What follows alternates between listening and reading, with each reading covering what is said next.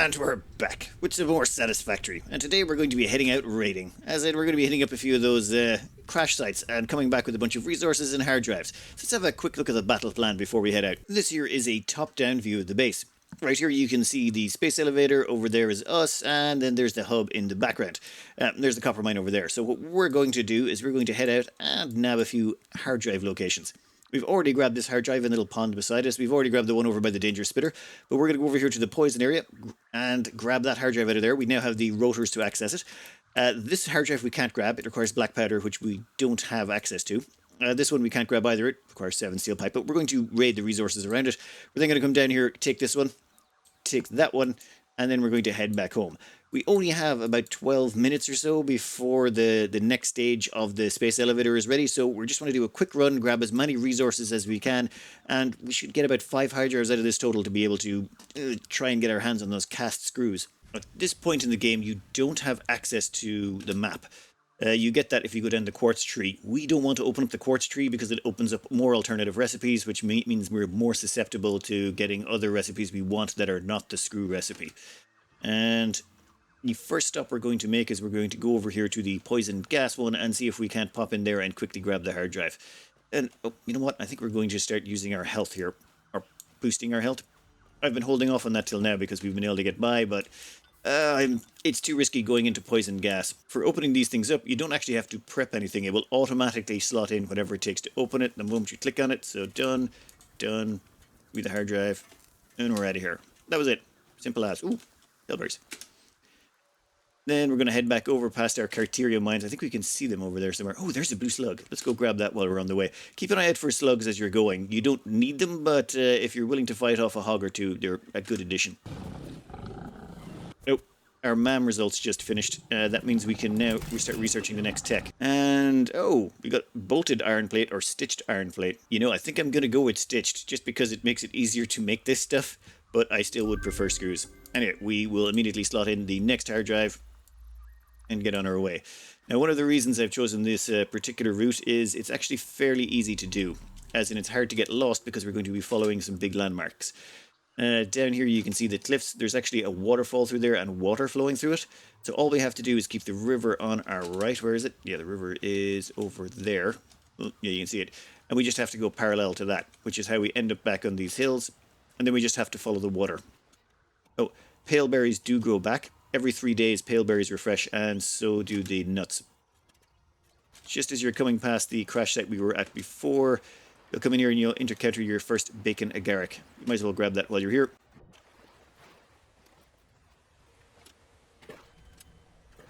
This next bit is a little bit tricky. As you can see, there is 2 spitters and a whole bunch of bees. Yeah, this is awkward. If you don't have any combat experience, well, you'll definitely have some after this. Maybe just save scum a bunch. Or make sure you have full health.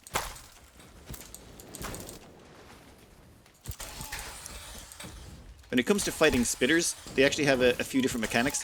If they're too close to you, they try and do this sort of boop right in front of your face. And where are you going? Come back here. You can shoot underwater. I can't. Get out of here. So when you're close to them, you notice, yeah, you did that boop. It's not actually shooting. It's just sort of doing a sort of a burp in your face like that. So sort of getting in close, zapping them, and then running backwards is usually the best way to deal with them. Oh, let me grab the last of these bees. To be perfectly honest, you could avoid this crash site if you want. There's not really a lot of good stuff here. It gives you a bunch of batteries, which is unusual, but they're not really that useful to you and won't be for a very long time. But what is handy is you get to go this direction. Now watch it, you want to stay to the left because there's a whole bunch of bees over there. As long as you stay to the left, you can avoid all of that and the radiation damage. And you can go up this side. This allows us to bypass a whole bunch of dangers and gives us access to that yellow slug over there. With the yellow slug acquired, you're going to want to go up the hill, and we're not going to be going straight on. We've got blades, so what we can do is take a bit of a shortcut here.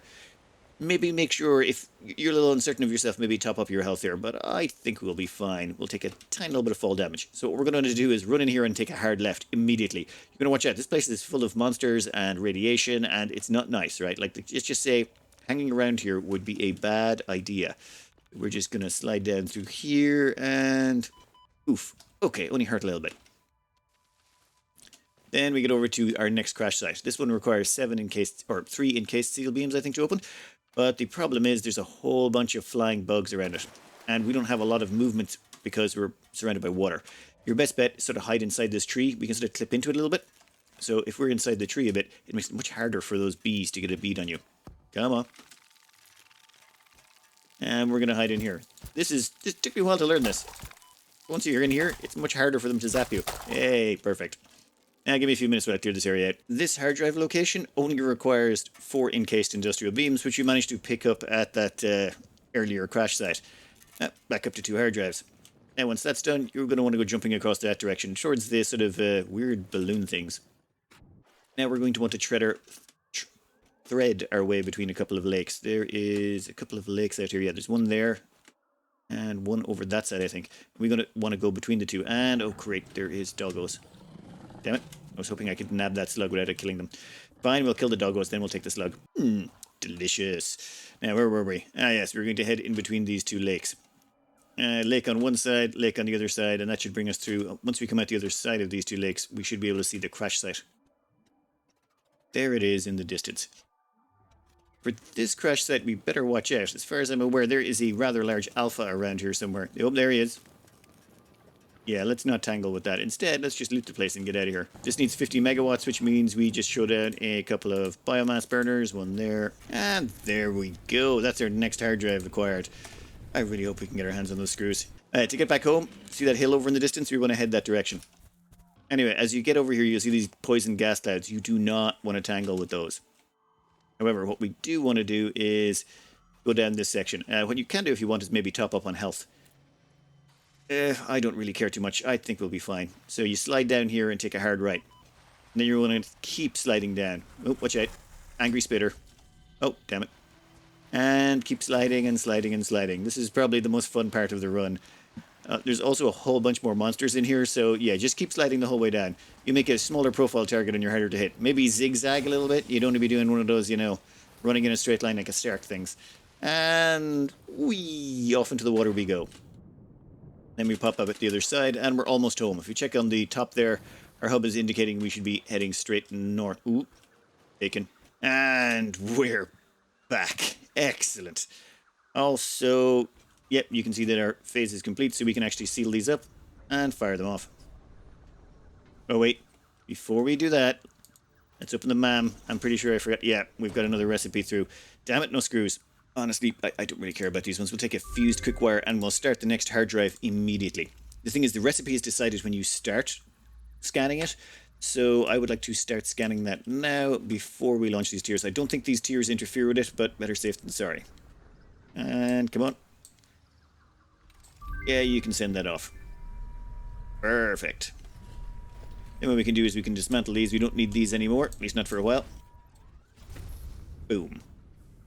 That gives us access to tier 3 and tier 4, which gives us steel and coal. So coal power just costs this much, and basic steel production costs this much. Though, yeah, give me a minute. I would rather not open up any more techs until we've taken as many shots as we can at getting cast iron screws. So I think what we're going to do in the meantime is knock out a couple of other things that are less vitally important. Namely, obstacle clearing here we can do this gives us access to chainsaws, which can demonstrate some other nice things we can do. And where's the other one? Ah, yes, we're also going to need base building. Yeah, we still don't have access to concrete. Yeah, foundations. It's been a while. That will give us access to concrete. That will give us access to chainsaws. Chainsaw is pretty cheap to make, though it will require some biofuel to go with it, but that's not a problem. First things first, we want to dump a bunch of our stuff so that we have a little bit more room in our inventory for our next plan. Then we're going to want to go downstairs. Grab some foundations, just chuck what in right there is grand. And then we're going to gain access to something we grabbed earlier but never used. Architecture ladder. We got this for... well, we got that from the Awesome Shop. So, run that down there. It's time to go shopping for mycelia. When you're going down these ladders, you can actually extend them while you're on them. This is kind of broken, and it does make it a little bit nerve-wracking. Just make sure you don't step on them while they're blue. Remember, they're not actually constructed when they're blue. You have to actually build the things first. Not that I've ever accidentally walked off the end of one of these ladders and fallen to my death. Maybe a little. And done.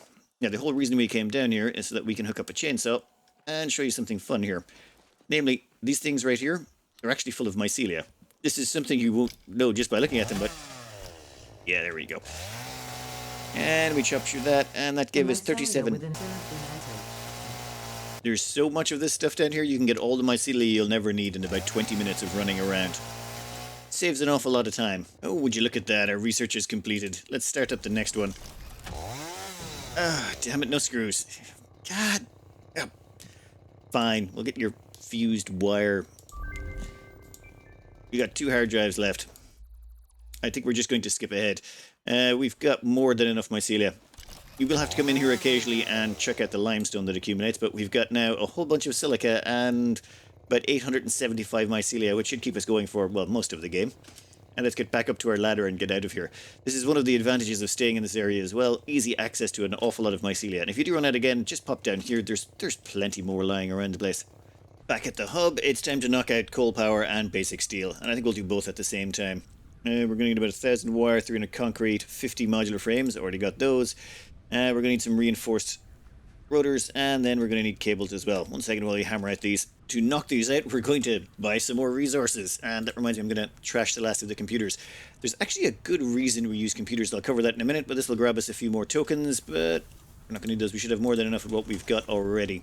What we're going to want to do is go into parts here, and we're going to buy, well, for what we're planning to knock out and a couple other things, we're going to want to buy 2 sets of rotors and 2 sets of reinforced iron plate. Don't worry, this is the last we'll be spending on stuff like this, where, you know, we'll produce it normally from now on. This is just skipping ahead. This is a list of items you can dump into the Awesome Sink, sorted by how many points they will generate. Computers generate more points than any other item you can find lying around the place. The next closest item is heavy modular frames, and they're very rare to find. Computers are much more common. And then the next closest one after that is heat sinks at 2,804 points. That's why we exclusively dump all the computers in. They're just so valuable that way. The last of those computers we recycle grabbed us another 10 tokens. That's excellent. So, you know, if you're looking to get some extra things from the Awesome Shop at this stage, no problems. Now, let's knock these 2 out. Done. Alright, we have finally unlocked coal power.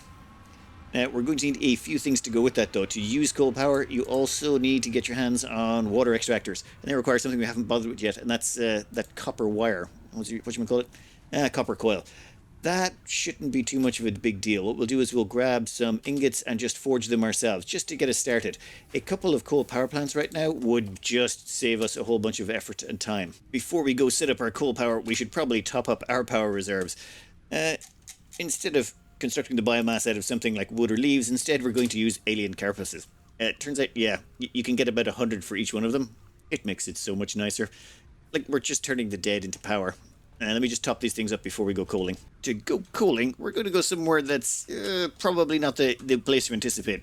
There is a very nearby coal deposit that we could use, but we're going to go slightly further. The reason being, we want to use the water on the, or we're going to use the coal on the opposite side of the river. Okay, okay. Just had to have my brain on for that one. At the same time, the great thing about power is you just run one power line and you can run as much power across it as you would like.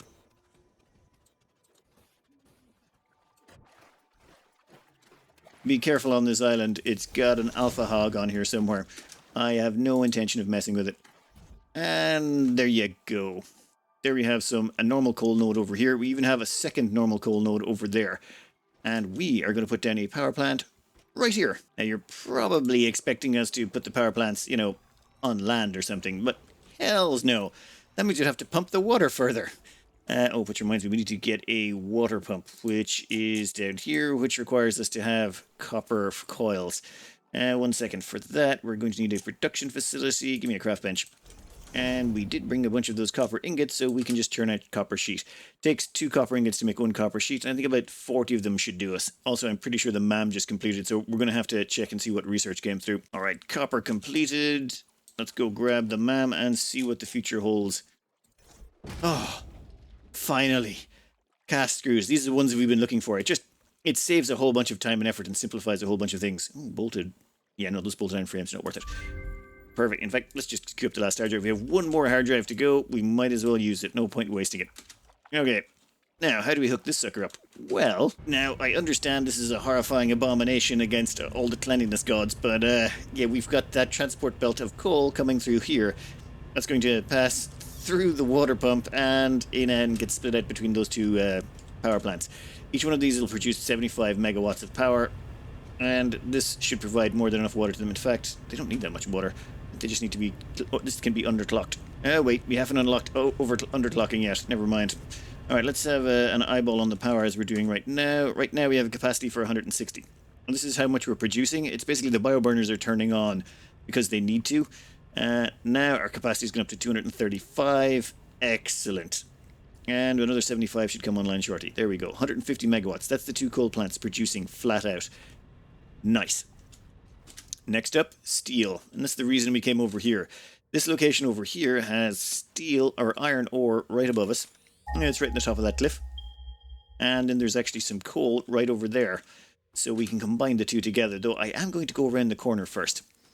If you go around this cliff face, you go up here and you kind of curve around. The problem is there's no real way to easily get on top of this cliff face. And ignore the voice in your head and start heading this direction. What we want to do is head over there, straight ahead, up that cliff. Stop along the way to pick up the occasional batch of berries as you go, or nuts I should say. On the opposite side of this cliff, you should just about be able to see the crash site over there. This is going to be the last crash site we grab, but we might as well grab the hard drive from it, considering how close we are and how nearby it is. You can see it over there. This should be defended by one spitter. Ooh, stop for a second. Come on. Where are you? Oh, there it is.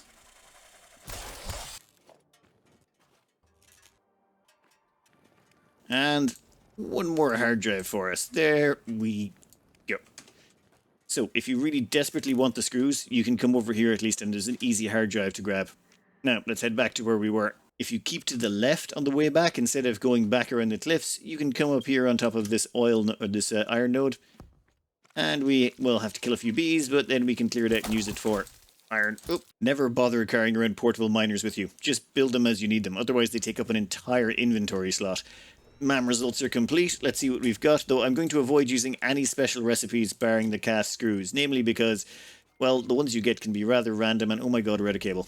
Ooh, solid steel ingots. Yes, if you get a chance to get these, do pick them up. They increase the amount of steel you can produce per coal by 50%. That's a hell of a good recipe. And we'll chuck in the hard drive we just acquired. That'll be the last hard drive we'll be getting in this example. Now, we have the coal down there. And we have the iron up here. Let's put down a splitter for this. Oh, damn it. My plan was to actually run a Mark II belt from here to here to get the 120 resources. Unfortunately, I made a mistake. We haven't actually researched Mark II belt. So it looks like we're going to be taking these resources down via normal belts. Give me a minute while I get this sorted. Before we get off this cliff face, I'd like to have a way of getting back up here that's not quite so arduous. Arduous? Whatever. Foundations wise, give us a foundation. We will stick one in here on the edge. Then stick a ladder down there. Now we actually have a way of getting up and down this without going crazy. Oh, yeah, when you do pop off the top, you're usually going to fall every time. So just make sure you have... You pull yourself back in. You have a little bit of control in the air. Done. No, actually, we don't need that. You can go, and you can go. Always reuse. Don't bother wasting resources. Now, I think we might have to clear out some... Yep. Oh, well, this is going to be fun. I think I might eat some food for this section. I'm going to have to load some up. After clearing the area and acquiring what's effectively, I want to say 300 or 400. Yeah, 400 biomass. Well, that's what we can recycle those dead animal carcasses into. Actually, though, we're not going to need it now that we've got coal. It's time to place down 2 coal mines. This is a normal coal node, and the resources up there is a pure. So we're going to get 120 out of that, but we'll get 60 out of each of these. Now it's time to put down some foundries. We'll put, say, one should go... Oh, no, right there is fine. Now put a second one. Ah, damn it. We're going to have to craft a few things manually. Not many, but that should take us to exactly where we need to go. So yeah, I'll just handcraft these. It'll only take a moment. There we go. 2 foundries. Both of you are going to be set to make steel. We're just going to make regular steel out of these, though. That alternative solid steel ingots does seem rather tasty. What's the speed on this one? Damn, 60 per minute. This would be... No. It would be nice, but no. We are going to stick with the basic recipes because you can't be sure you'd get that one. All right. let's feed the resources into these. These ones are going to be interesting, how we bring the iron down. To bring the resources down from up there, it's going to be, well, a bit of a journey. So instead, what you do is you use conveyor lifts. We'll stick those up. Ooh, how high should they be? And let's just eyeball it to about there. Should be fine. Stick this one beside it. Yeah, that'll be grand. And then plug them in.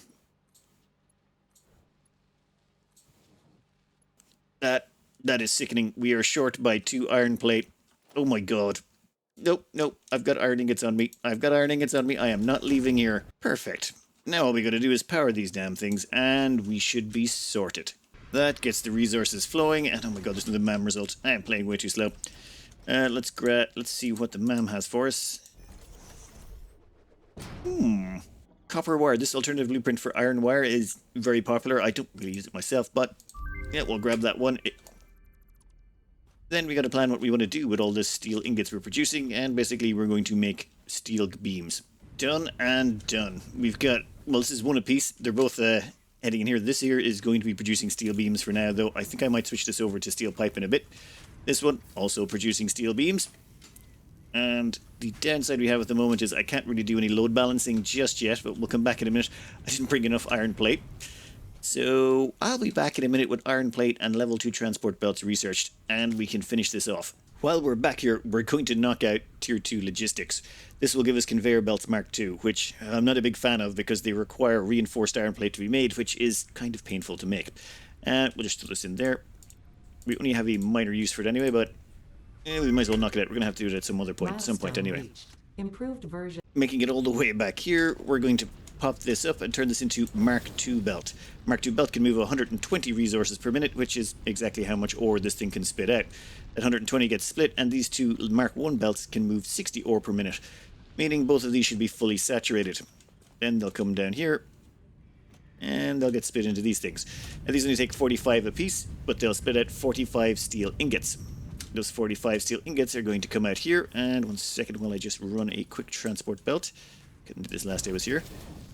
This will split a bunch of it off, split off half of its output and go into there, and this will split off, well, this will be deprived half its output.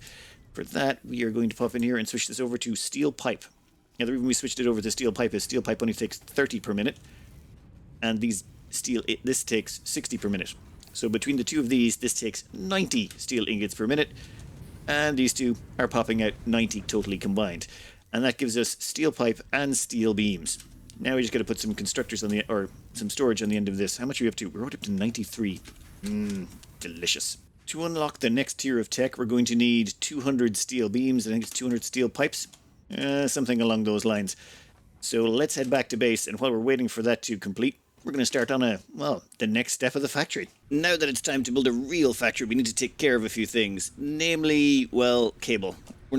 We're going to need a whole bunch of that in the near future, and we don't really have any production of it, and crafting it all manually is going to become annoying, especially with the amount of power cables we're going to need to produce. And give me a storage container over here to hold it all. We'll just stick a cable producer right there. Done. That should save us a whole bunch of time and effort. Alright, with that done, it's time to go grab power slugs. We want to get a few overclockers. We're going to need them for what's up next. So there's a blue power slug up there you can grab. There is also another one just over here at the end of this cliff face. Yoink. And then we can hop down here. Yoink. Ow. The next power slug is right up there at the top of that cliff, but it is a little bit of a problem. You can see it right there. But getting there is a bit tricksy, but what you can do is just stick a ladder on here. These ladders just make it so handy getting around the place. Well, especially before jetpack. That's 3 power slugs. Then there is a 4th power slug, blue power slug we can get over here. It does require us to drop down some cliffs, but a little bit of fall damage never hurt anyone. Ah, here it is. Now, these things are surrounded by boulders, and you're going to assume you need explosives. You don't. Just so long as you get on top here, you can go grab the power slug from the above. There's also a yellow power slug over there under some stones that you can grab as well, but we don't need that. We can't use the yellow power slugs just yet. In the MAM, under power slugs, you can go research blue power slugs, This allows you to build power shards out of them. Now, ignore these two for now. Scanning and converting yellow ones, they just cost a whole bunch of resources we don't need. What you do want is overclocking production. This allows you to overclock and underclock machines, and that could be very useful to us in the very near future. Then next up, we're going to want to expand concrete production. We're about to build a big factory, and we're going to need a whole bunch of concrete to do it. So let's just stick this sucker right about... Yeah, I better grab some cable. There we go. What we've done is upgraded this belt so it's pulling out 120 limestone, and then we've spread it across 3 belts, so that's 40 apiece. Now these things require 45 to function full capacity, but it does mean we've effectively doubled our concrete production for now, though we will once we've plugged all of this in. Well, that's all the concrete we have for now is, oh my god, 5, 6, 810, but that's fine. Concrete production has been doubled. What we need to do now, though, is build our factory, and this here is a nice, flat, open factory floor. All we need to do is cover it in concrete. Now, I would hold down control when you're placing your first piece of concrete. What this does is it sort of locks it to a global grid. That way, any concrete you meet up with in further locations, if you've held down control there as well, they'll all be on one global grid. Now, for putting this down, I do recommend you hold down R to go into build mode and go into zooping. Zooping allows you to press once to place one, and then you can stretch out up to 10 chunks of foundation, one after the other. This allows you to do something like this, where you can just like lay masses of foundations really quickly. That was added in 0.5, I believe, or update 5. God, it's so handy.